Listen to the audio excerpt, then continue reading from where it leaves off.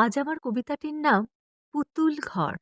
কলমে জয়শ্রী কথামালা চ্যানেলের জয়শ্রী দাস, কণ্ঠে আমি তমালি। সে যে আমার ছোটবেলার পুতুল খেলার সাথী, এক চিলতি বারান্দাতে কত খেলার স্মৃতি। স্কুলেতে পড়াশোনা, বইয়ের আনাগোনা, দিদিমণির চোখ রাঙানি কিছুতেই মন বসে না।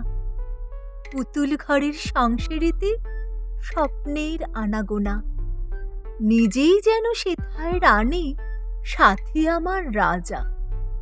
দিনের শেষে সূর্যে নামে বারান্দাটার কোণে, চাঁদের আলো আকাশ হতে নামতো ধরাতলে। আবার সেথা রোদ ঝেড়ে দিত আধার সরে, কিচির মিচির পাখির গানে ঘুম ভাঙত ভোরে।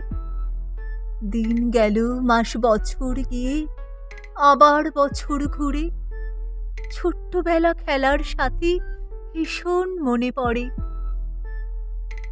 উঠল সেদিন ঝড়ের দাপট সুখের পুতুল ঘরে, ঘূর্ণিঝড়ের জলোচ্ছ্বাসে কোথায় গেলাম ভেসে।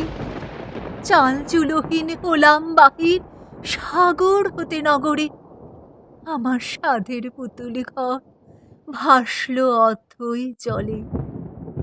সাথী আমার ঝড়ের তোড়ে দিক বিদিক হারিয়ে ছিটকে গেল কোথায় সেদিন, দাও না কেউ ফিরিয়ে। দিন গেল, মাস বছর ঘুরে, নতুন করে বসত ঘরের চালে, নতুন ঘরে সাজলো আবার জগৎ। ঘরের থেকে জানলা দিয়ে রোদ্দুরে যে দেখি, বারান্দার ওই পুতুল ঘর এখন কেবল স্মৃতি। সাথী আমার হারিয়ে গেছে ঘূর্ণিঝড়ের সাথে, আজও তার প্রতীক্ষাতে আছি দিনে রাতে। হয়তো হয়তো কোনো দিনের শেষে মিলবো অবশেষে, হাসবো মোরা, খেলবো মোরা পুতুল ঘরের সাথে।